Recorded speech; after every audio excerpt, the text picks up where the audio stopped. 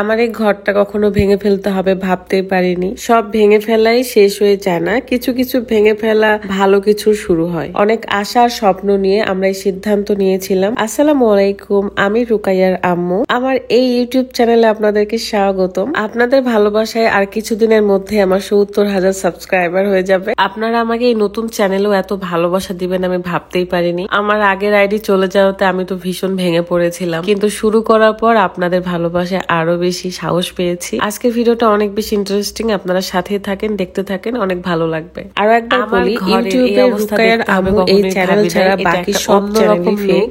যেহেতু রুমের একটা ওয়াল ভাঙা হয়েছে, সেটাকে একদম ব্লক করে দিয়েছি, কারণ রুমের ডেকোরেশন পুরোটাই চেঞ্জ হয়ে যাবে। রেগুলার সকালবেলা করে আমরা এভাবে পানি দেই। তার আগে দেখাই যে ঘুম থেকে উঠে আমি কি খাই। ওজন কমানোর জন্য আমি এই অর্গানিক স্লিমিং টিটা খাই। প্রতিদিন সকালে এবং রাত্রে খালি পেটে খেতে হয়। বানানো খুবই ইজি। গরম পানির মধ্যে 1 চামচের মতো স্লিমিং টি দিয়ে 3-4 মিনিট ফুটিয়ে ছেঁকে নিলেই হয়ে যায়। আমার কাছে মনে হয় ওজন কমানোর সবচেয়ে সহজ বুদ্ধি এটা। ঘরোয়া এক্সারসাইজের পাশে জাস্ট একটু চা খাবেন, তাহলেই হয়ে যাবে। ইউনিক কালেকশন ফেসবুক পেজ থেকে আপনারা এই চাটা পেয়ে যাবেন। পেজটা ক্যাপশনে দেওয়া আছে।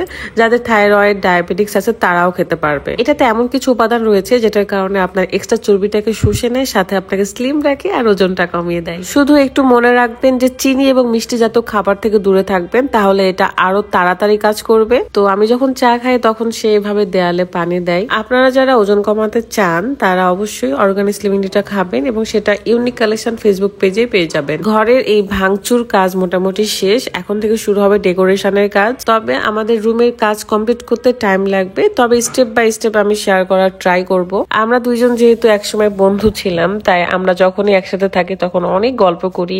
মানে কি গল্প করি, কি করি না করি ঠিক নাই। একসাথে থাকতে থাকতে 5 মিনিটের মধ্যে আবার ঝগড়া লেগে যায়, 2 মিনিটে আবার সবকিছু ভুলে যায়। এখানে হয়তো আপনারা অনেকেই বলবেন যে আপু আপনারা পাইপ লাগিয়ে পানি দিলেই তো পারেন।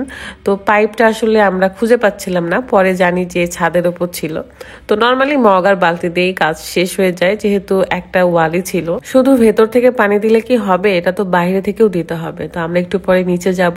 রাদের মাথায় যে কত প্ল্যান আছে, এখানে কি রাখবে, এই পাশে কি হবে, ক্যাবিনেট ফার্নিচার করবে কি করবে না, মানে সে তার রুমটা একদম স্বপ্নের মতো করে তৈরি করবে। তবে একদমই সিম্পল রাখবো, বাট রুমটা বড় করতে হতো আমাদের। ভাবছি রুমের মধ্যে যেহেতু কলমটা পড়ে গেছে, তো এটাকে আমরা ক্যাবিনেট ফার্নিচার হিসাবে ব্যবহার করতে পারি। চলে আসলাম নিচে, এবং এখান থেকে সে পাইপ দিয়ে পানি দিচ্ছিল, কারণ এখান থেকে সম্ভব না মগ আর বালতি দিয়ে দেওয়া।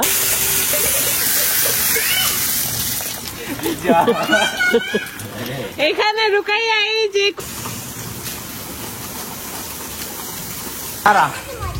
পানি দিচ্ছি,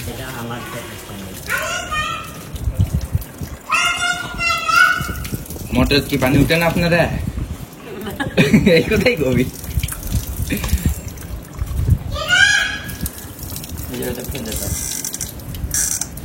ছোটবেলায় এভাবে পানি খেতাম আমরা। এখানে আমি বলছিলাম যখন স্কুলে যেতাম তখন স্কুলের টিউবওয়েল থেকে এভাবে পানি খেতাম 2 হাত ভরে ভরে। আপনারাও কি এমন করেছেন? কমেন্ট করবেন তো। আজকের মতো কাজ শেষ, বিদায় নিচ্ছি। ভালো থাকবেন সবাই, আল্লাহ হাফেজ, আসসালামু আলাইকুম।